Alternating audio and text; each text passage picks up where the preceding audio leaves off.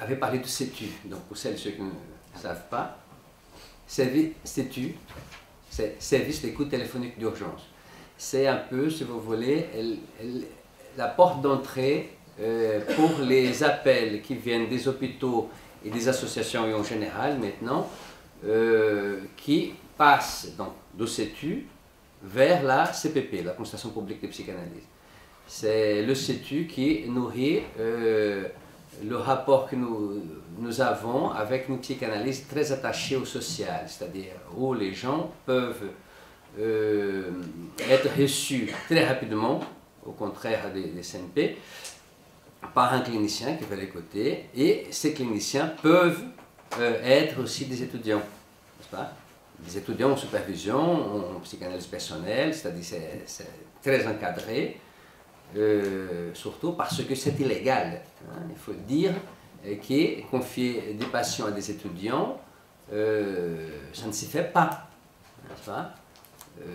J'ai fait ça parce que je ne pouvais pas, en tant que psychanalyste, voir d'un côté des gens en détresse et de l'autre côté des étudiants qui passent 5 ans à s'y nettoyer le nez à l'université tout en faisant leurs études, hein, de médecine ou de psychologie. Donc, en invitant les étudiants à s'y mettre au travail d'une professionnalisation s'ils désirent devenir des cliniciens, hein, c'est-à-dire s'installer en tant que psychothérapeute, voire en tant que psychanalyste, à ce moment-là, ils commencent à pratiquer de manière encadrée avec des groupes d'études, comme c'était la remarque que j'avais faite au début de notre colloque, n'est-ce pas? Donc, ils étudient la théorie tout en étant confrontés à la clinique vraie, avec M. Dupont qui vient et qui est au chômage et qui n'a plus sa dignité, qui n'arrive plus à avoir des érections, n'est-ce pas? Avec son épouse, avec l'enfant qui est malmené par son père, avec la fille qui veut faire l'amour, mais son père, n'est-ce pas, poussé par sa religion moyenâgeuse, n'est-ce pas, ne l'autorise pas à avoir l'amour, n'est-ce pas, ils vivent les bienfaits de son corps. Donc toutes ces choses-là sont opérées cliniquement avec des jeunes gens qui ont la vingtaine. C'est-à-dire c'est une expérience clinique qui jusqu'à présent personne n'a empêché. Bon, je viens de me rappeler. Quelques enseignants à l'université empêchent. Ils empêchent de quelle manière? En ne pas acceptant leur pratique comme stage. D'accord? C'est-à-dire les étudiants vont chercher des stages partout, on ne trouve pas, n'est-ce pas? Et à ce moment-là, ils sont bloqués dans leur parcours universitaire. Donc je demande de manière solennelle à ces enseignants, n'est-ce pas, à ces maîtres, hein, d'accepter le stage de RPH.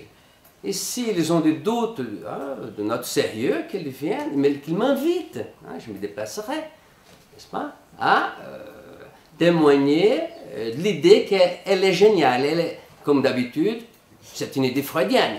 Parce qu'en 1920, Freud avait été sensible à la détresse de la population qui n'avait pas des moyens de pouvoir être traitée, n'est-ce pas, psychanalytiquement.